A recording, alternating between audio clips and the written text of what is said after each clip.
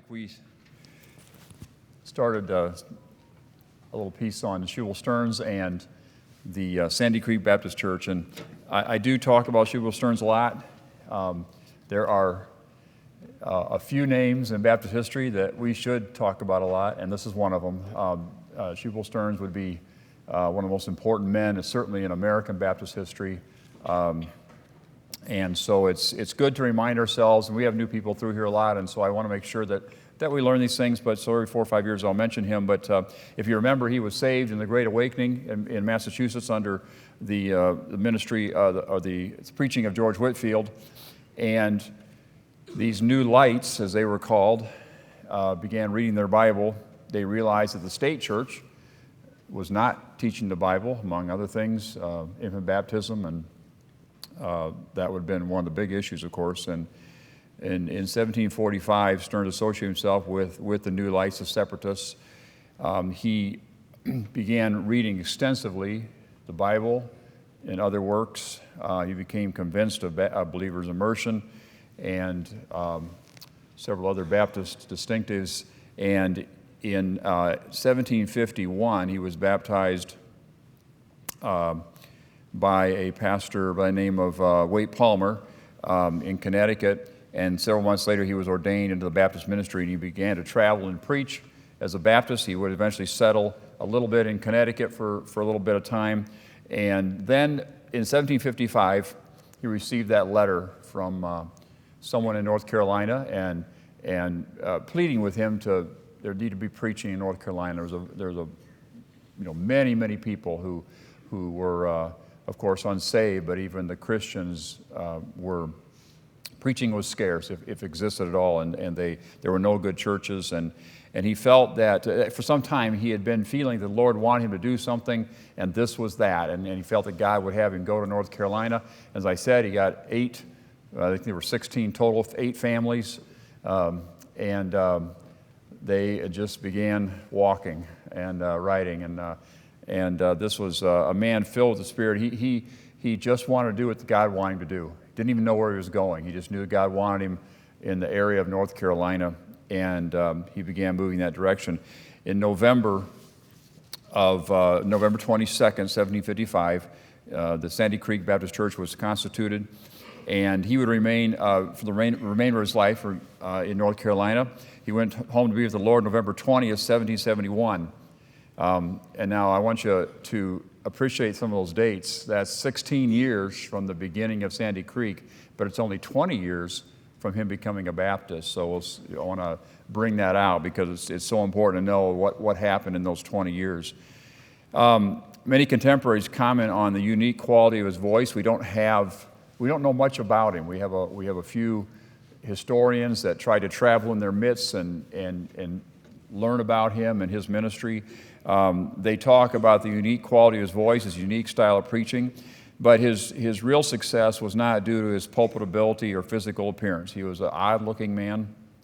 The fact is, he was totally given over to the Lord, and as this example tells us about, just heading to North Carolina and not knowing where he was going, he did possess great leadership talents. He organized this work. He challenged his people. He sent out young preachers. He organized churches. He ordained ministers. Now they're in the wilderness. This is I don't know what, the wild South or something, right? So this is really wilderness in North Carolina and eventually the southern part of Virginia and then the northern part of Georgia. But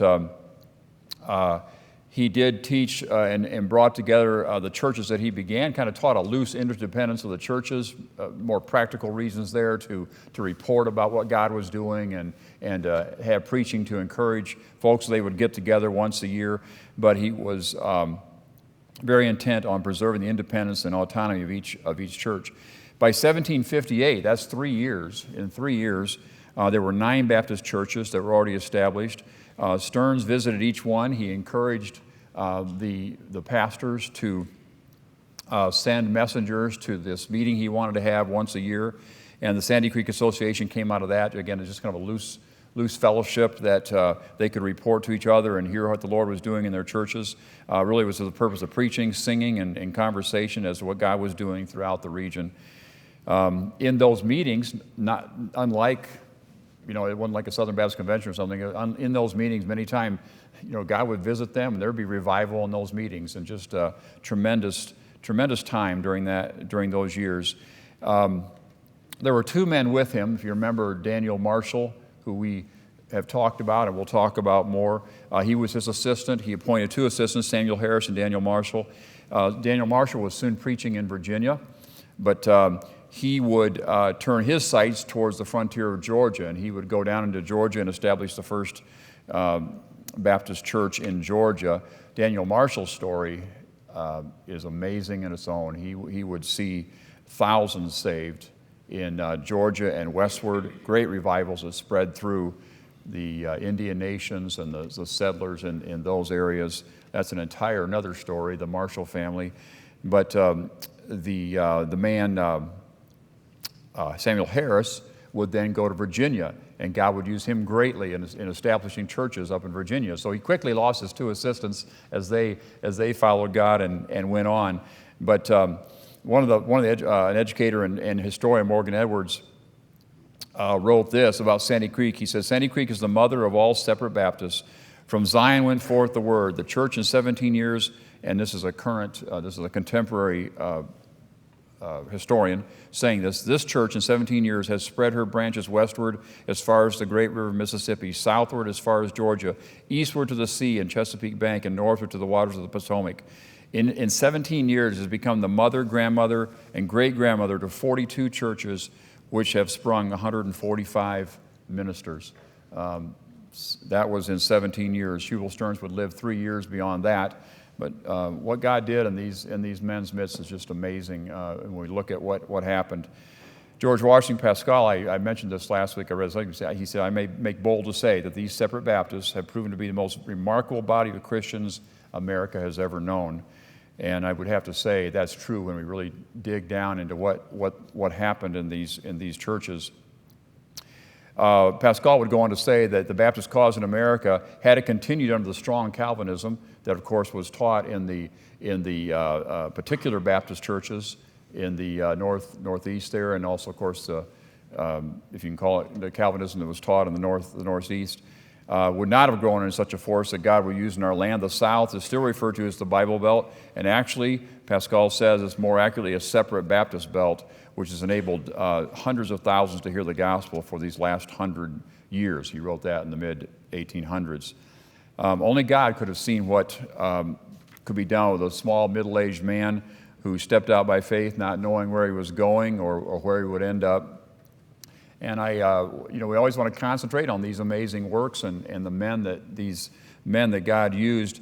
But I think it'd be better to concentrate on why did God use them? And I really think that to make it very simple, it would be that this man was just totally, we use this term frivolously perhaps, but totally given over to the Lord, faithful to the Lord, and God, of course, just used him in a remarkable way.